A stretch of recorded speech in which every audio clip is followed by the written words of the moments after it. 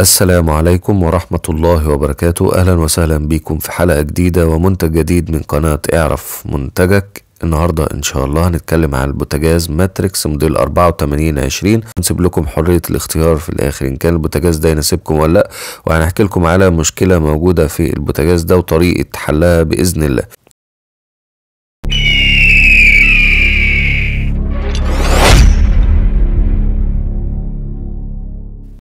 فعلوا زر الجرس لقناة اعرف منتجك عشان يوصل لكم كل جديد من المراجعات وأحدث الأسعار. طبعا أهم عيب وأبرز عيب موجود في بوتاجاز فريش ماتريكس موديل 8420 إنه لا توجد مروحة تبريد في الفرن.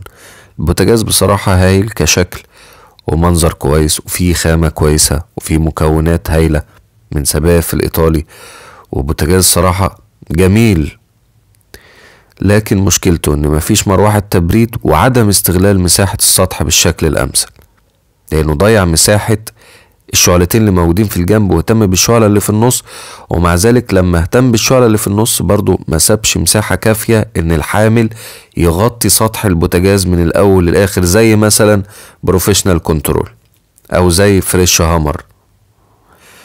بالنسبة لملخص المميزات، الحقيقة ان في مميزات كويسة انا قلت عليها موجودة في البوتاجاز ده، زي ان خامة البوتاجاز من الستيل، شعلات سبائك الإيطالية، ودي اهم حاجة موجودة ان الخمس شعلات موجودين من سبائك الإيطالية، ايا كان بقى وضعها، ايطالي تجميع مصري، ايطالي تقفيل ايطالي، الاتنين كويسين، بس مفيش فرق كبير ما بينهم. الفرق بيكون في السعر زي ما قلنا في الحلقة، لكن البوتاجاز فيه الأمان الكامل والإشعال الذاتي ومكون سبائك الإيطالي موجود، فدي حاجة غاية في الروعة وحاجة كويسة جدا، والحوامل من الظهر حاجة كويسة، بخلاف طبعا اللي ذكرناه من عيوب. من ضمن المميزات اللي موجودة في البوتاجاز فريش ماتريكس إن العزل اللي موجود 4 طبقات وعزل جيد للفرن. كمان في مروحة توزيع حرارة مع ثيرموستات. كمان الباب هيدروليك. الباب هيدروليك هنا بيكون سوفت كلوز، يعني الباب بيقفل لوحده بدون ما يرزع في جسم البوتاجاز نفسه.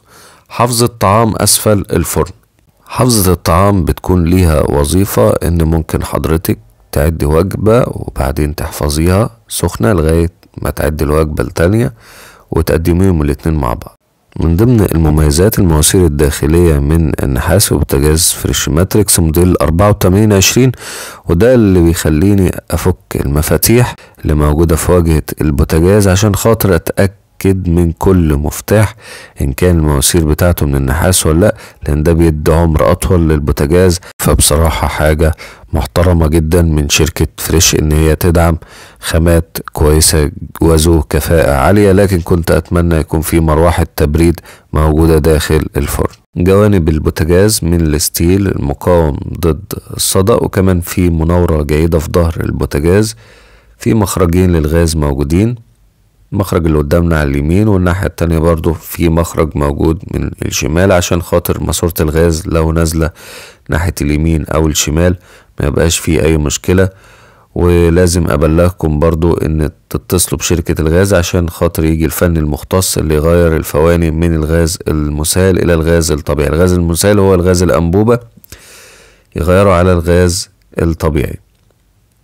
سعر البوتاجاز في وقت تصوير الحلقة 11765. لو حسيتوا ان الفيديو ده ممكن يفيد حد غيركم ياريت تشاركوا الفيديو، ما تنسوناش باللايك للفيديو والاشتراك في القناة. وفي النهاية اتمنى اكون بفيد حضراتكم باي معلومة وعرفتوا مميزات وعيوب البوتاجاز ده كويس جدا، وبناء عليه تقدروا تقرروا ان كان الجهاز ده مناسب لاستخدامكم واحتياجاتكم ولا لا.